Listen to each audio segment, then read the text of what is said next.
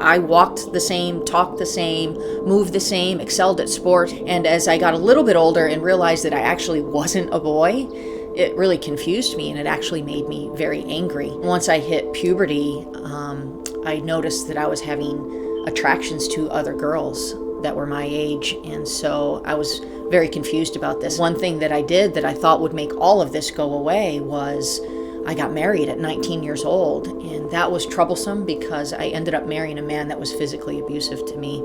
So after a few years in this marriage, I filed for a divorce, and then I just fully came out as a lesbian. After living many years homosexually, I started realizing that there was still an emptiness in me that no drug and no other woman was able to fill. And then my brother died when I was 36 years old, and I realized then that death was real, and I need to find out if there's a God and if there's a heaven. I expressed to my girlfriend that I was wondering if the way we were living was wrong or not, and she said that she was feeling the same thing. And so we looked through the house and found a Bible, and as we opened up the Bible, it opened up to this book called Leviticus, and it opened up to chapter 18, and our eyes fell on verse 22 that says, "Man shall not lie with man as he does with the woman. It is an abomination."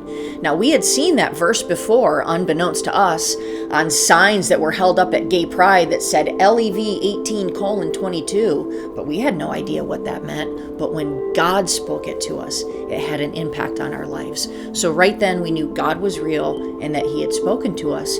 In January of 2003, I fully trusted in the Lord and prayed for him to be the Lord and Savior in my life, and I fully surrendered every aspect, including my homosexuality, over to him and gave him the reins of my life.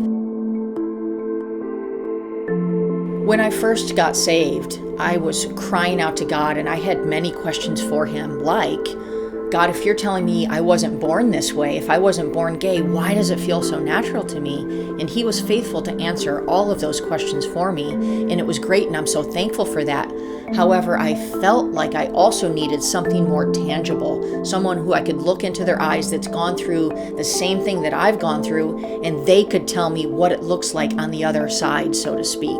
As I was expressing this to my pastor, as he saw me grow in the Lord, about 4 years after going to this church and walking with the Lord, he came to me and asked me if I would pray about starting a ministry in our church to help those who might have same-sex attraction or family members who have, gay kids and they don't know what to do. The reason he gave me the name Out of Egypt is because he showed me how he delivered me out of Egypt, which is a representation of the world and a representation of bondage and slavery, and he took me out of that and gave me freedom in him.